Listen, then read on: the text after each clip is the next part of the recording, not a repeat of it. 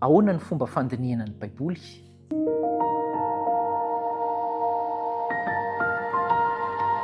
Misaotra betsaka an'Andriamanitra hatrany tsika manana fotoana enina dia mamaraparana an'ity lohevitra momba ny soratra masina ity aza dia omen'Andriamanitra aina sy fofinaina ary dia izany no hiarabananao ihany koa ho tain'Andriamanitra mandrakariva ny ianao. Andeha sika iray vavaka.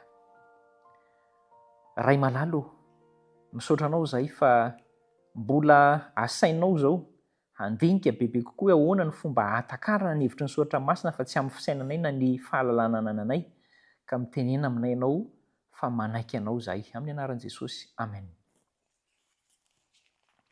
Ahoana ny fomba fandinihana ny Baiboly? Eo ianao izany no mahita hoe any ana isan'andro dia mamaky toko na andininy anankiray izay hitako izay voavaky io fotsiny. Dia efa misy vokany ho anazy, mety misy vokany tokoa izay ary efa ankasitrahany ianao manao an'izany. Ao indray no manao hoe ny ana ataoko latasy izay tena tratrako mihitsy dia izay voavaky koa fa satria tiako vakiana aingana ilay Baiboly dia tiako vita. Misy amintsika azy nefa nyteny efa nahavaky ny Baiboly indimy izy rehetrarehetra tao anatina taona izany na mihoatra an'izany aza. Fa ahoana ny fomba fandinihana ny Baiboly? Andao sika handinika ny fomba handinihana ny Baiboly. Izao aloha mitaky fandinihana lalina sy arahana vavaka ny Baiboly, izay mahatonga antsika hoe mivavaka aloha sy aorianan'ny famakiana Baiboly satria tena ilaina izay. Dia dinihana lalina izy io fa tsy hoe vakiana fotsiny. Dia haka teny anankiray izany tsika hoe izay hena rehetra amidy any an-tsena ohatra dia hanao avokoa. Dia rehefa mandinika an'izay ianao izany dia ninona hitako eny izany dia haniko daholo na hena inona. Dia indraindray nefa isika no ohatra no milaza hoe ity indray tsy fihinako ka. Fa lalina mihitsy, dinihana lalina ny soratra masina. Dia izao ny ilaina koa ny fandinihana ampaharetana, tsy hoe vetivety ianao dia reraka tena ohatran'ny reraka sahady zany, fa izao mila manam-paharetana isika mandinika ny soratra masina. Izy io mantsy hoarina amin'ny hoe olona mikatsaka vatosoa na volamena na mercure na vato sarobidy, beryl sy ny tariny ireny. Dia izao mila katsahana izy io. Ilay katsahana izany tena manaovana ny hevitra rehetra mba hahazoana azy. Izay ilay mikatsaka.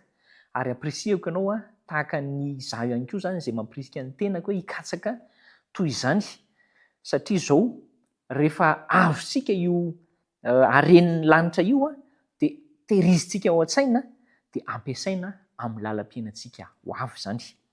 Izao rehefa mandinika ny soratra masina ampaniriana marina halalany marina ianao, izany hoe maniry lalina mihitsy ianao hoe tena ahoana ny marina, dia inona no ataon'Andriamanitra ho anao?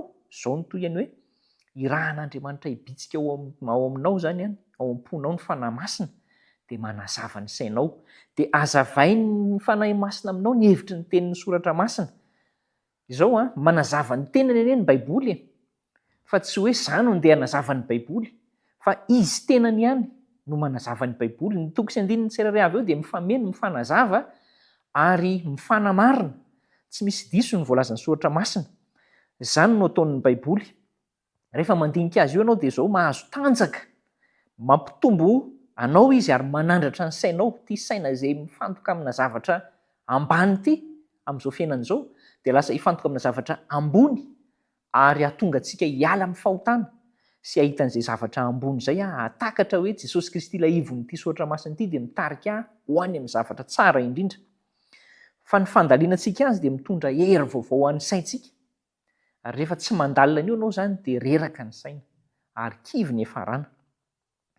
Ary mahatonga antsika hitodika amin'Andriamanitra ny fandalianantsika ny soratra masina miampy vavaka. Io vavaka io tena zava-dehibe.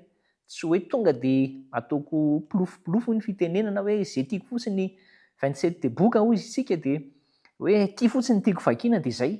Fa tena entina mbavaka marina mba handray hery hoentina mahatakatra ny fahamarinana isika. Izao no hamaraparana antsika azy. Velom-pisaoran'Andriamanitra isika satria manana teny faminaniana tena azo antoka isika ary tena azo antoka. Ao ihany no hahatonga ny olona tsy ho voafitaka rehefa mandinika azy tsara. Saingy izao tsy maintsy katsahantsika am-pitandremana kosa ilay teny, ilay soratra masina, dia amin'ny alalan'izay fikatsahana am-pitandremana izay no azontsika fahalalana mitombo. Tsy maintsy ampitahaitsika amin'ny soratra masina ny soratra masina. Ahoana ny voalazan'ny toko sy andininy anankiray? Ahoana ny amafisan'ny anankiray an'izay? Ahoana ny voalazan'ny tantara anankiray? Dia ahoana no hanamarinan'izay ahoana ny voalazan'ny testamenta taloha dia ahoana ny hamarinan'ny testamenta vaovao an'izany ary tsy maintsy mandalina ny soratra masina isika mba ho voataona hiala amin'ny lalan-diso.